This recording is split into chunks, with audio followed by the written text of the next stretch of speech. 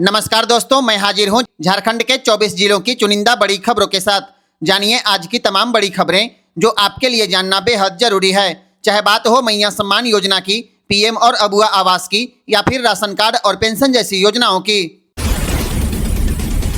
Treasury घोटाले में हजारीबाग और बोकारो के डीएसपी और एसपी भी जांच के घेरे में हैं। पलामू में भी कुबेर पोर्टल में ज्यादा भुगतान किए जाने का शक था, लेकिन अब तक कोई गड़बड़ी नहीं मिली है। इधर इस घोटाले की सीआईडी जांच होगी। राज्य सरकार ने महालेखाकार से सभी ट्रेजरी और एसपी ऑफिस का स्पेशल ऑडिट कराने का फैसला लिया है। मुख्यमंत्री की मंजूरी मिलते ही आदेश जारी हो जाएगा।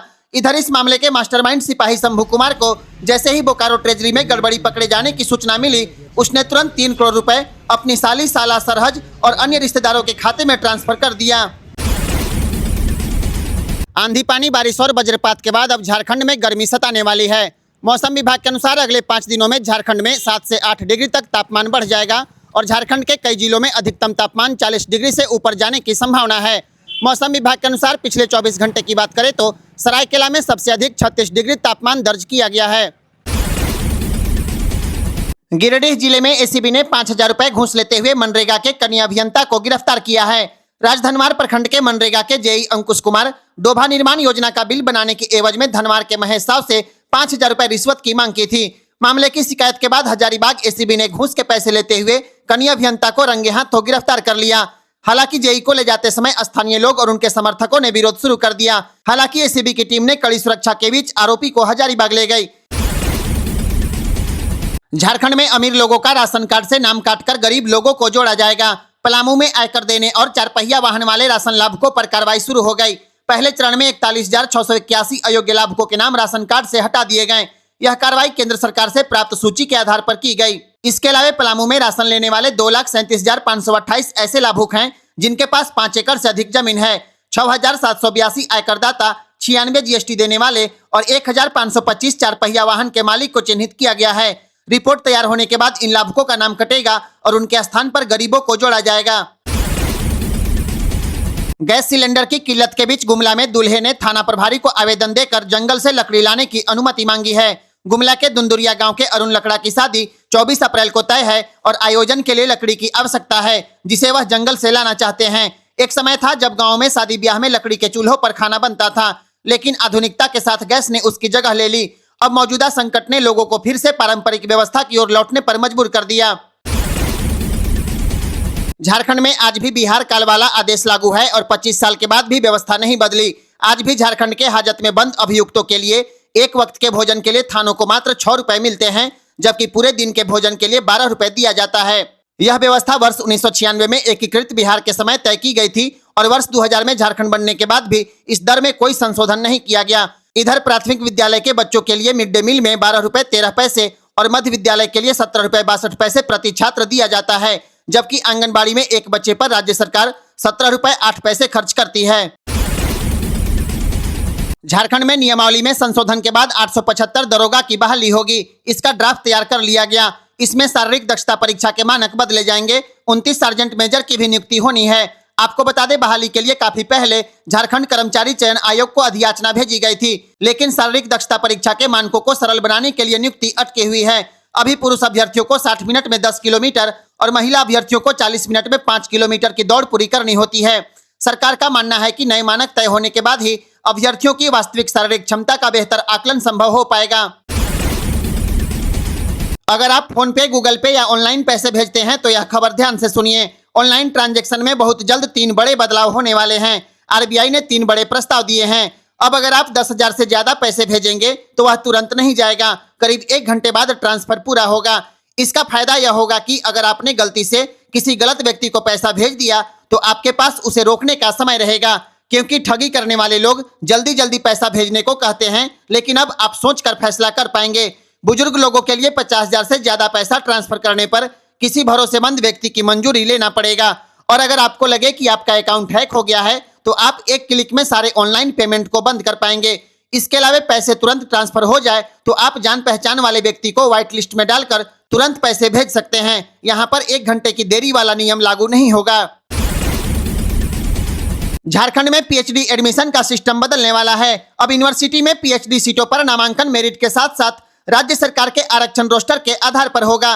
नई नियमावली यूजीसी रेगुलेशन 2022 के अनुसार तैयार कर ली गई है और इसे इसी सत्र से लागू करने की तैयारी है। नई व्यवस्था लागू होने के बाद सभी यूनिवर्सिटी और विभागों को पीएचडी सीट मैट्रिक्स तैयार करना अनिवार्य होगा। सीट मैट्रिक्स में गाइड की उपलब्धता, कुल सीट और आरक्षण रोस्टर के अनुसार सीटों का निर्धारण किया जाएगा। इसके बाद मेरिट और आरक्षण के आधार पर एडमिशन लिया जाएगा। पलामू के किसानों के लिए बड़ी खुशखबरी सामने आ गई। अमानत नदी पर बनने वाले बैराज को पूरा करने का रास्ता साफ हो गया। इस परियोजना के लिए 786 करोड़ रुपए की प्रशासनिक स्वीकृति मिल गई। अब जल संसाधन विभाग नोडल एजेंसी के रूप में इस पर तेजी से काम शुरू करेगा। सरकार ने इस परियोजना को अगले 3 वर्षों के भीतर पूरा करने का लक्ष्य निर्धारित किया है। इस परियोजना की राह में सबसे बड़ी बाधा वन भूमि का सेटलमेंट और भूमि अधिग्रहण थी। ग्रामीण और वन विभाग के बीच लंबे समय से चल रहे गतिरोध को खत्म करने के बाद अब राज्य सरकार ने बीच का रास्ता निकाल लिया है। इस परियोजना के पूर्ण होने पर पलामू के पांकी, पाटन, तरहसी एवं मनातू प्रखंड के किसानों को सीधा लाभ मिलेगा। इससे कुल 11,820 हेक्टेयर भूमि की सिंचाई सुनिश्चित होगी। झारखंड में धान खरीदारी का समय बढ़ सकता है, लेकिन समय सीमा समाप्त होने के चलते फिलहाल धान की खरीदारी बंद हो गई। हालांकि निर्धारित 60 लाख क्विंटल के लक्ष्य के मुकाबले अब तक केवल 49 लाख टन धान की ही खरीद हो पाई है। विभागीय मंत्री डॉक्टर इरफान अंसारी के निर्देश पर केंद्र सरकार से धान की खरीद अवधि 30 अप्रैल तक बढ़ाने का अनुरोध किया गया है, लेकिन अभी तक इस पर केंद्र की ओर से कोई सहमति नहीं मिली है। विभाग को उम्मीद है कि यदि समय सीमा बढ़ाई जाती है तो इससे किसानों को लाभ मिलेगा और साथ ही अधिप्राप्ति लक्ष्य भी पूरा किया जा सकेगा। झारखंड के बोकारो और हजारीबाग में फर्जी निकासी सामने आने के बाद अब गढ़वा और साहिबगंज का एसपी ऑफिस भी जांच के दायरे में आ गया है। आशंका है कि इन जिलों में भी इसी तरीके से ट्रेजरी से रकम निकाली गई होगी। दैनिक भास्कर में छपी रिपोर्ट के अनुसार जांच से जुड़े सूत्र बताते हैं कि जिन कर्मियों पर शक है वे पहले हजारीबाग पुलिस ऑफिस में काम कर चुके हैं। बोकारो से गिरफ्तार अकाउंटेंट कौशल पांडे भी पहले हजारीबाग में पोस्टेड था। 2012-13 के दौरान हजारीबाग में तैनात कुछ कर्मियों ने सिस्टम की कार्यप्रणाली और उसकी कमजोरियों को गहराई से समझा। बाद में यही लोग अलग अलग जिले गढ़वा, साहिबगंज और बोकारो में पदस्थापित हुए और वहां से फर्जी निकासी का सिलसिला शुरू हो गया। इन कर्मियों ने कुबेर पोर्टल की कमजोर कड़ी को पहचान कर उसे फर्जीवाड़ा करने में लगातार इस्तेमाल किया। राज्य भर में शुरू हुई जांच के दौरान हजारीबाग पुलिस विभाग में 15 करोड़ 41 लाख रुपए की गड़बड़ी का खुलासा हुआ। इस मामले में पुलिस ने लेखा शाखा में काम करने वाले 3 सिपाही रजनीश कुमार सिंह, धीरेन्द्र कुमार सिंह और शंभू कुमार को गिरफ्तार कर लिया है। झारखंड के ग्रामीण इलाकों में महिला किसानों को आत्मनिर्भर बनाने के लिए झारखंड सरकार ने 748 करोड़ की माइक्रो ड्रिप इरिगेशन योजना के दूसरे चरण को मंजूरी दे दी। ग्रामीण विकास मंत्री दीपिका पांडे सिंह की स्वीकृति के बाद विभाग ने आगे की प्रक्रिया शुरू कर दी है। वित्तीय वर्ष 2026-27 से शुरू होकर यह योजना 8 वर्षों तक चलेगी। परियोजना के तहत 19 जिलों के 65 प्रखंडों में 65,000 महिला किसानों को जोड़ा जाएगा। इसके संचालन की जिम्मेदारी JSLPS को दी गई है। इसके लिए सखी मंडल की महिला सदस्य होना अनिवार्य होगा। कम से कम 25 डिसमिल भूमि होना जरूरी है। गरीब और विशेष रूप से कमजोर जनजातीय समूह को यह लाभ मिलेगा। लाभुक को निर्धारित अंशदान भी देना पड़ेगा। हेमंत सरकार ने सरकारी सेवक शिकायत निवारण नियमावली 2026 को लागू कर दिया। इसके तहत सेवा और सेवानिवृत्ति से जुड़े मामलों का अधिकतम 60 कार्य दिवस में निपटारा किया जाएगा। करीब 2 लाख कर्मी और 1 लाख पेंशनर इससे लाभान्वित होंगे।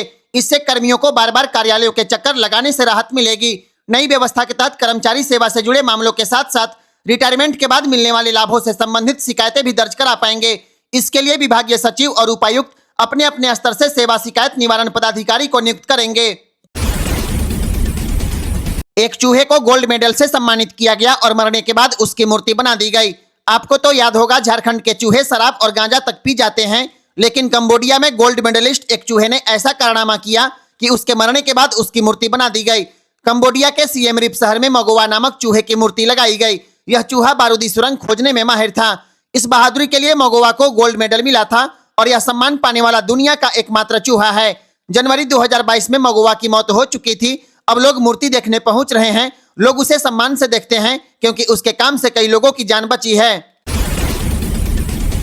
भोजपुरी स्टार अक्षरा सिंह 21 अप्रैल को गढ़वा आएंगी। नमस्ते गढ़वा, मैं हूं आप सबकी अपनी अक्षरा सिंह और मैं आ रही हूं राजघराना NXT गढ़वा के सबसे प्रीमियम फैशन डेस्टिनेशन का शुभ आरंभ करने। डेट याद रखिएगा, 21 अप्रैल 2026, दिन है मंगलवार। मिलते हैं 21 अप्रैल 2026 राजघराना NXT कचहरी रोड गढ़वा में। अब पलामू, गढ़वा और लातेहार में ट्रेजरी से निकासी मामले की जांच शुरू होगी। पलामू में ट्रेजरी स्तर पर भी इंटरनल जांच शुरू हो गई। अब तक 27 करोड़ की फर्जी निकासी का मामला सामने आने के बाद पुलिस मुख्यालय ने राज्य के सभी एसपी से अपने अपने जिलों में 1 सप्ताह के भीतर मामले की जांच कर पूरी रिपोर्ट मांगा है। हजारीबाग ट्रेजरी घोटाले का आरोपी पुलिसकर्मी शंभू कुमार के पास थार, स्कॉर्पियो और इनोवा जैसी महंगी गाड़ियां हैं। इसके अलावा बिहार के गया में आलीशान मकान के अलावे गया एयरपोर्ट और हजारीबाग में जमीन की खरीदारी की है। अन्य 2 आरोपी धीरेन्द्र कुमार सिंह और रजनीश उर्फ पंकज की संपत्ति की जांच चल रही है।